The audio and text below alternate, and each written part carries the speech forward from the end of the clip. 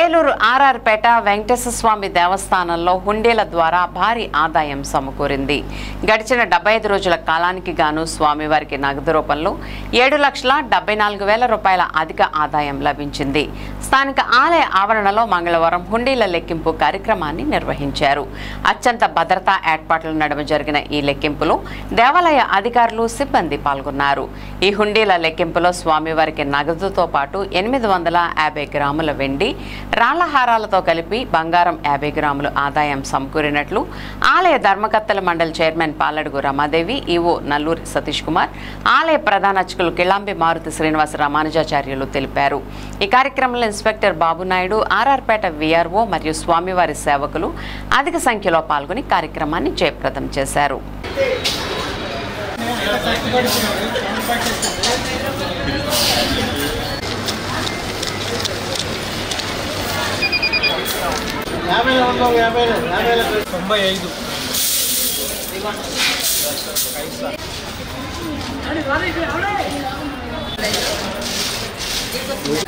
ఎనక్కున్నాం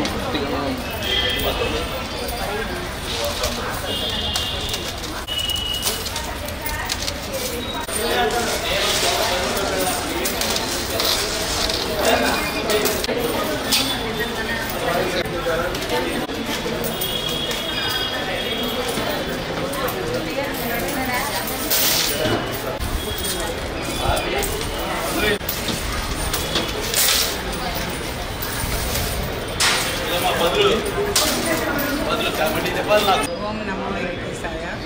ఏలూరు రామచంద్రపేటలోని వెంకటేశ్వర స్వామి దేవాలయం నందు ఈరోజు హుండీ లెక్కించబడినది.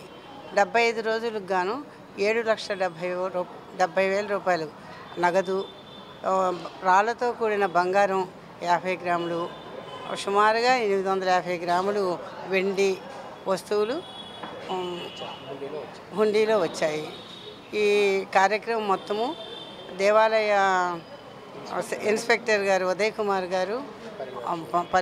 కుమార్ గారి పర్యవేక్షణలో, ఆలయ ఈవో గారు సతీష్ కుమార్ గారి పర్యవేక్షణలో, మా ధర్మకర్త మండలి సభ్యులు, మా ఆలయ ప్రధాన అర్చకులు మారుతి శ్రీధర్ గారు, మా సేవా బృందం, భక్తులు అందరి సమక్షంలో మా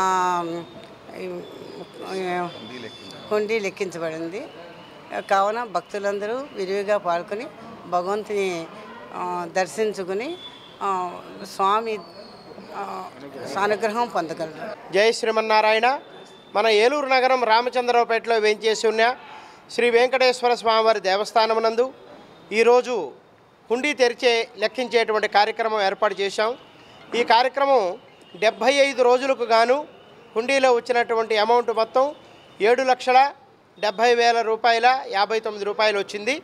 అలాగే బంగారము సుమారుగా రాళ్ల వస్తువులతో సహా కలుపుకుని 50 గ్రాములు, వెండి వస్తువులు కడియాలు, కంకణాలు అన్నీ కలుపుకుని 850 గ్రాములు వెండి వచ్చింది. ఈ కార్యక్రమంలో దేవాదాయ ధర్మాదాయ శాఖ ఇన్స్పెక్టర్ గారు, అలాగే ఆలయ ఎగ్జిక్యూటివ్ ఆఫీసర్ గారు, మా చైర్మన్ గారు, మా ధర్మకర్తల మండలి సభ్యులు, సేవా బృందం వారు, భక్తులు అందరూ కలిసి ఈ యొక్క కార్యక్రమంలో పాల్గొన్నారు. వారందరికీ కూడా ఈ కార్యక్రమంలో పాల్గొని దిగ్విజయం చేసినందుకు ధన్యవాదాలు తెలియజేసుకుంటూ శ్రీవారి అనుగ్రహానికి పాత్రలు అవ్వాల్సిందిగా కోరుతున్నాం. అలాగే రేపు వచ్చేటువంటి కార్తీక మాసం, ధనుర్మాస కార్యక్రమాల్లో కూడా విరివిగా భక్తులందరూ కూడా పాల్గొని శ్రీవారి అనుగ్రహాన్ని పొందగోరుతున్నాం. జై శ్రీమన్నారాయణ.